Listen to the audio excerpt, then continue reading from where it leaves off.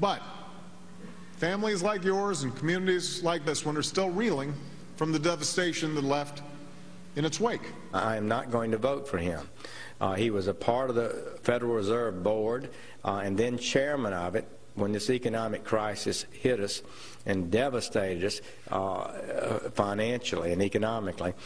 He did not warn against that. I'm supportive of Bernanke, but will continue to be a very strong critic of the Fed in areas where I disagree with them. Well, two stories here. The president in Ohio talking about jobs and the economy, trying to turn the page from a tough week for his White House. He used the word fight apparently 14 times in that speech today in Ohio. The other story about Ben Bernanke, the Fed chair, who's up for a vote in the Senate for his second term. Just a few moments ago, the Senate Majority Leader Harry Reid put out a statement. Senate Majority Leader saying, while I will vote for his confirmation, my support is not unconditional. It's close, though. They're counting heads in the Senate. Let's bring in our panel. Steve Hayes, senior writer for the Weekly Standard. Nina Easton, columnist for Time and Fortune magazines, and syndicated columnist Charles Krauthammer. Let's start with the Bernanke vote that wasn't originally going to be close, but now is. Nina? Yeah, it's amazing. This atmosphere for this Fed chairman has not been as toxic since 1982 when the Fed chairman then, Paul Volcker, received 2x4s by construction workers who were out of work. And the interesting thing about this is the White House and the Fed didn't see it coming.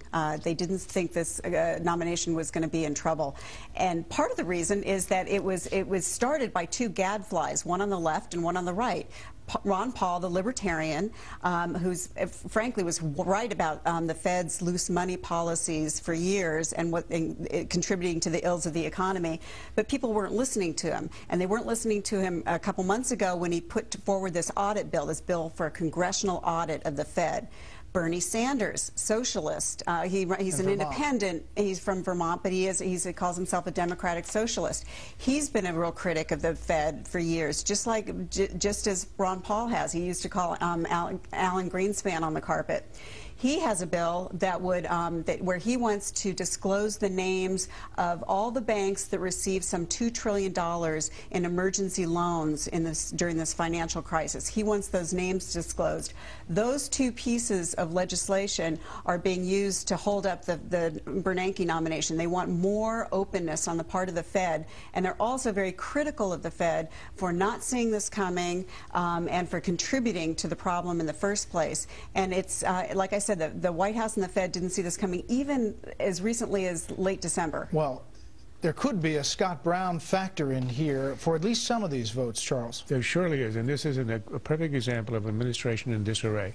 The reappointment of Bernanke is one of the good decisions that Obama has made. This is a guy who did save our economy in 08 and 09. He made a lot of tactical errors, but on the big issue, the one issue, we had a mountain of private debt that was becoming insolvent. It was going to destroy our economy. He nationalized it, which was the only way to do it. He's taken a lot of hits, but that was the right decision.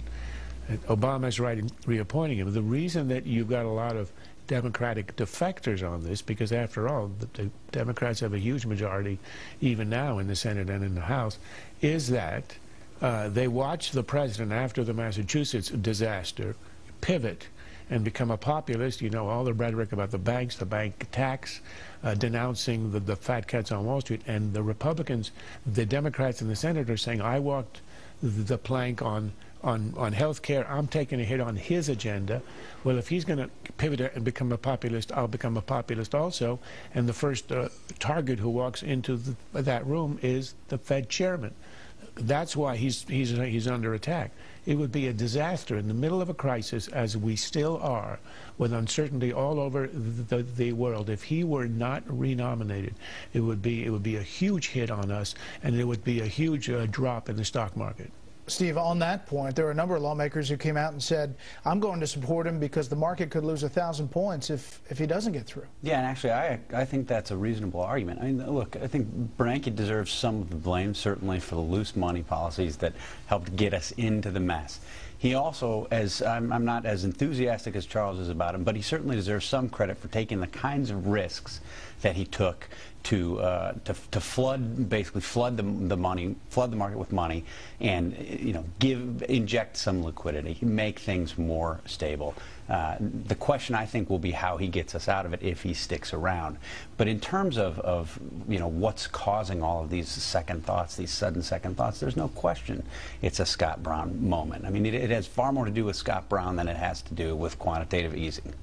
Well, I think that there's two things here. There's the economics of this, and in fact, when you talk to economists, the reason that the economy's seen any rebound that it has seen, which isn't a lot, but it's seen it, is less because of the stimulus bill than because the Fed has put that money out there through these quiet programs with these acronyms but they've gotten credit, they've back into the markets.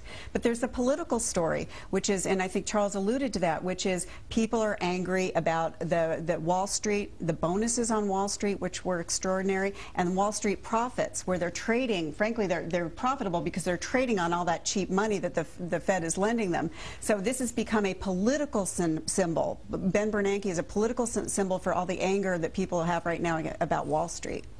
The Friday Lightning Round is next with your choice online, the topic of the week. Stay with us.